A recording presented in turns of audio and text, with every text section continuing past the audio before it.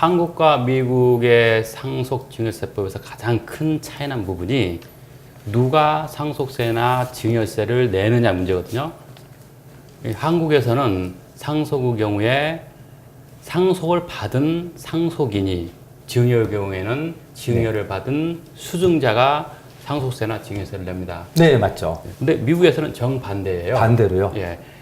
상속의 경우에 돌아가신 분, 네네.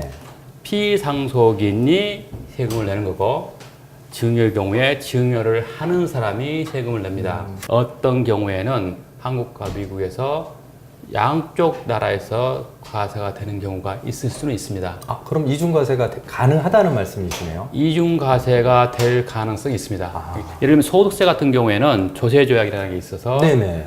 한국에서 과세를 했으면 미국에서는 한국에서 낸 세금을 빼고 납부하도록 하는 외국 납부세 공제라는 네네. 제도가 있는데, 상속세법, 증여세법은 조세조약 대상 자체가 아니고, 또 미국의 상속세법이나 증여세법에서는 외국 납부세 공제라는 제도 자체가 없어요.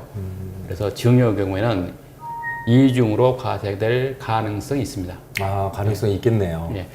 그러면은 한국에 있는 미국 시민권자나 영주권자인 부모님이 예. 그 미국에 있는 시민권자나 영주권을 가진 이제 자녀가 있을 거잖아요. 그럼 이제 한국에 있는 아파트를 좀 예. 사전 증여를 해주고 싶다. 예. 이런 경우에는 세금이 어떻게 될까요? 이 아파트를 증여를 한다는 거죠. 네네. 예. 자, 일단 한국의 입장에서 먼저 보시면은, 네네. 한국은 받는 사람이 세금을 낸다고 했잖아요. 네. 그럼 받는 사람이 누구냐? 아드님이 거주자죠. 받겠죠. 미국의 거주자인 거잖아요. 네네. 그러면 한국의 입장에서는 비거주자인 거죠. 네. 한국의 입장에서 비거주자가 증여를 받으면은 한국에 있는 재산에 대해서만 증여세를 과세할 수가 있습니다. 네네.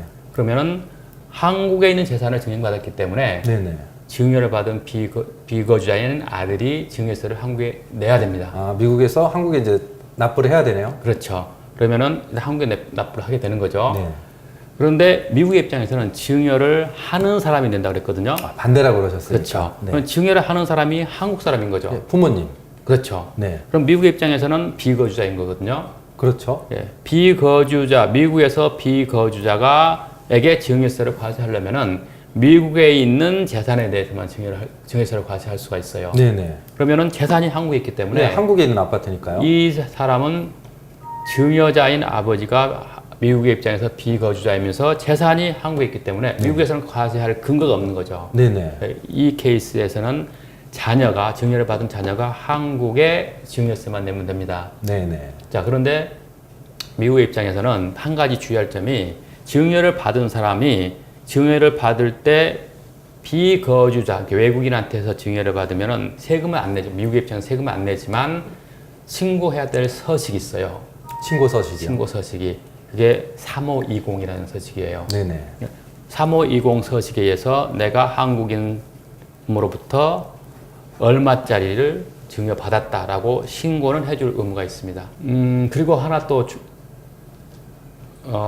짚고 넘어가야 할 부분이, 네네.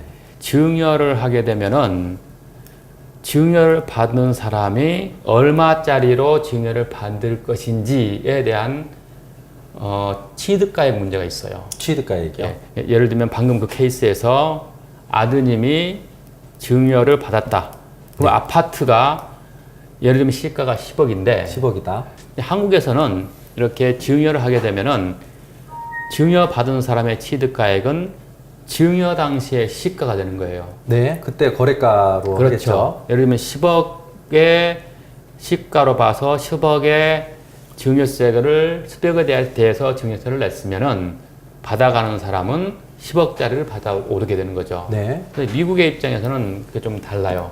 당초에 증여를 한 사람이 취득한 가액.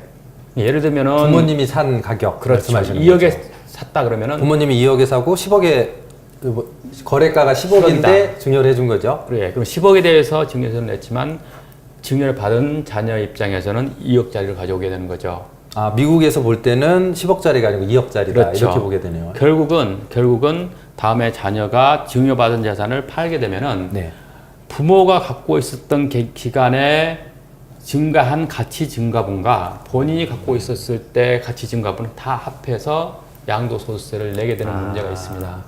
뭐 한국에서 많은 분들이 사전 증여 이야기를 많이 하세요. 네네, 많이 그래서, 하죠. 부동 가치가 오를 거라든지, 뭐 주식 가치가 오를 거라도 예상이 되면은 미리 증여하는 것이 상속세법상 또는 증여세법상 유리하다. 네, 그래서 한국은 미리 그렇죠. 증여하라고 말씀을 많이 하시는데, 네. 근데 미국의 입장에서 본다면은 그게 아닐 수도 있는 거죠.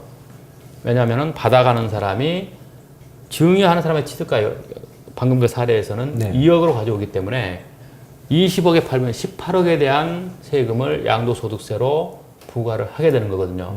그래서 그 약간의 그런 취득가액을 얼마로 할 것이냐에 따른 문제가 있기 때문에 반드시 사전 증여가 좋다라고 볼 수 있는 것만은 아닌 거죠.